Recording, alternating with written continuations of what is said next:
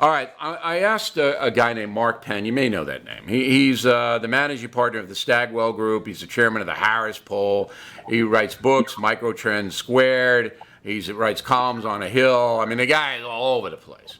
But he writes smart stuff. He's not an ideologue. I mean, he leans to the Democratic Party, at least used to. But he writes smart stuff. That's why I like him. So, Mark, first question for you. Kavanaugh, how is it going to play out? Do you believe that Dianne Feinstein will be investigated to any extent? And do you believe that this issue will carry over to the elections in November? I don't think you're going to see any investigations on this thing following, because I don't think that the House or the Senate are going to want to start investigating each other.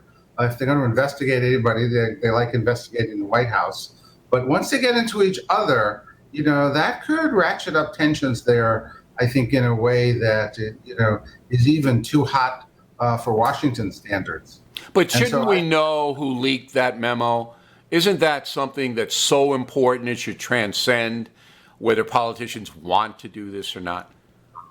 Oh, I agree that we should know it. But I just think there are some things, look, the basic point here is this thing is over. Now, what's happened is both parties now figure that they can get a political advantage by continuing to use this with their base. Both parties think it's a winner with their base. And so that's why this is going on. But I don't think they're actually going to do anything. It's all smoke and mirrors at this point. If I were President Trump, I'd order the FBI to look into the leak. And then they'd have to do it. The Attorney General of the United States, Sessions, he's not going to do anything. Rosenstein's got his own problems, so Trump would have to do it. I think Trump should do it. I don't know why he doesn't do it, because I want to know who set this up.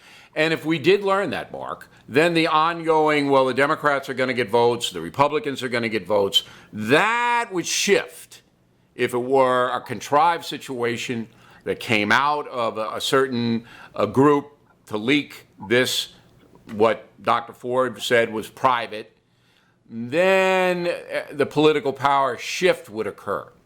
All right, so going on to the election, both parties, as you rightly stated, think they're going to benefit. What party will benefit, in your opinion? Well, I think overall the Democrats were cruising into a pretty good showing. So I don't think that this is going to create a one-sided additional wave for the Democrats. I think it's woken up the conservative base. I think the conservatives saw, hey, the stakes could be higher here than they imagined. And net, while I still think the edge is going to the Democrats here, there's no question that the Democrats without this probably would be better off, and the Republican base is clearly energized. Okay. The due process situation, do you think most Americans care about the fundamental right of the presumption of innocence? Will that be a driver to the polls that the Democratic Party very, very publicly, in the face of the Judiciary Committee, Cory Booker, Kamala Harris, Hirono of Hawaii, they say, we don't care about due process. We don't care at all. Hang them. Will that become a big issue? Yeah, I don't know that the words due process, but look, in the Harvard-Harris poll, we found 69% said this whole thing was a national disgrace. 75% thought probably Feinstein leaked it, and she was wrong to do that. So there's a lot of agreement out here with that. But I just don't see that that's really going to go anywhere. I don't think due process is the right word, but people said without corroborating evidence, he should be affirmed to the Supreme Court, and that is what happened. Look, to the extent that the silent middle here, the silent middle who really determines the outcome of elections, to them it really was important that these allegations be corroborated, and they just were not to their satisfaction. The polling has been silent this week. I was expecting polling yesterday, I should say, on the Kavanaugh confirmation. Now that the FBI did come back and say, look, we just can't come up with anybody that can corroborate Dr. Ford's story. We can't. We don't know. Now, if Feinstein had been smart and given the FBI 6 weeks to do it, maybe they would have. All right, maybe Kavanaugh now would be not a sitting Supreme Court justice. 6 weeks is a good amount of time.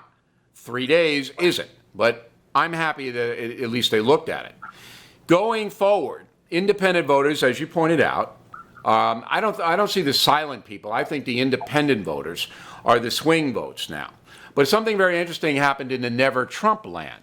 You know, there are a bunch of Republicans who despise Donald Trump and didn't support him and laced him like crazy. They've gone silent now because of this mob rule by the radical left and the due process rejection.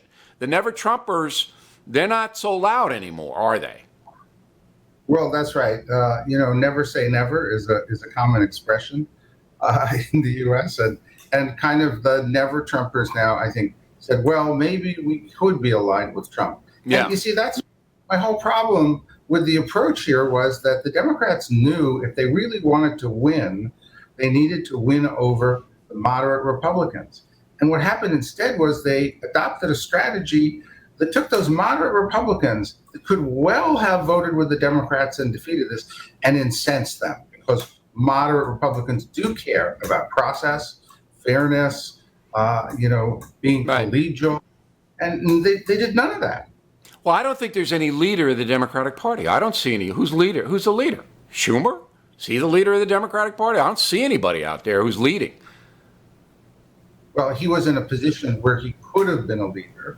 And frankly, anyone now could come out and say, you know what, we lost. We're going to try to win at the ballot box. We'll win the next one, but rather than question the Supreme Court, affirm our institutions. Look, every senator takes an oath to not just defend the Constitution, but to support the Constitution. And so, look, today's winners are tomorrow's losers. Our politics, switches pretty quickly. I do wish for the sake of the country that they would not have gone after the reputation of the court, which to me, that levels a whole level of damage. Tell me where I'm wrong here. I believe that the progressive left, which is very well organized into maybe 20 groups, and that includes Move On, Media Matters, these groups, and many of them are funded by George Soros. He's the big puppet master, the big money man. Okay, well, remember that the woman who confronted Senator Flake in the elevator is making $175,000 courtesy of George Soros. All right, he's everywhere in this radical left group. The moderate Republicans, the people like Biden, for example, he would be one. All right, Bill Clinton, who I had a half-hour conversation with Monday night. He would be a moderate Republican. Not Hillary, but Bill. They're afraid of these groups. They're afraid of the radical left because they control a large portion of the media, the Twitter, the Facebook, and they're vicious. They are vicious. And so the moderate Democrats are afraid of them, which is why the party has moved so far to the left. And what you hear are the Cory Bookers, are the Kamala Harrises, Kirsten Gillibrand, these people. You don't hear the other moderate Democrats. Am I wrong in that analysis? Well, you're correct. There is no equivalent of Senator Lieberman, right now in the Democratic Party, who would have stood up and said, I think this process is wrong, it's gone overboard, or would stand up now and say, the most important thing is to have national unity. We'll go to an election, and no one is doing that. I don't know whether it's fear, whether it's a belief that they don't want to be the ones who split the Democratic Party, but you're entirely right that there's 100%, acquiescence in this strategy that is driven essentially mostly by people who are running for president and think it's important to cater to the left because of the Iowa primaries. The far left. Last question for you. When Hillary Clinton says something like, we don't need civility, until we win, we Democrats win power back, you don't have to be civil. Is that's just flat out irresponsible, I think. Well, look, I worked with Hillary very closely for many years. I have a lot of respect for her, but I don't think civility is optional. And it sure isn't optional when you're the out of power party. In fact, that's when you have to be more civil. If you want to get back into power, I don't believe disruption is the route to power. I think quite the opposite. We have seen rationality being both what decided this in the end and really what I think would give Democrats the best edge and help the country. Right? One of the most interesting, I don't want to interrupt, but one of the most interesting analysis I saw was, you remember, I think you're old enough to remember the Vietnam era, okay?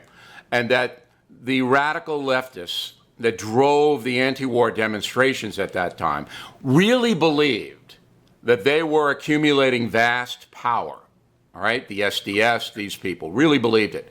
And then what happened? McGovern ran for president, and Richard Nixon wiped him off the face of the earth, okay? Because Americans said, just as I believe they're going to say now, we don't want what you just said, disruption. We don't want incivility. We don't want people threatening violence. Now, McGovern didn't do that, but many of his followers did, and that's what happened back then. Last word, go ahead. No, what happened was that in the last turn to the left by the Democratic Party, they basically, except for the 4 years of Jimmy Carter, were out of power from 68 to 92 when President Clinton came along. And how did he run? He didn't run as a card-carrying member of the left. He ran as a different kind of Democrat, and he ran to the center, and that's what brought the Democrats back. Yeah. Mark, thanks very much. We really appreciate you taking the time. I know you're very busy. Thanks again.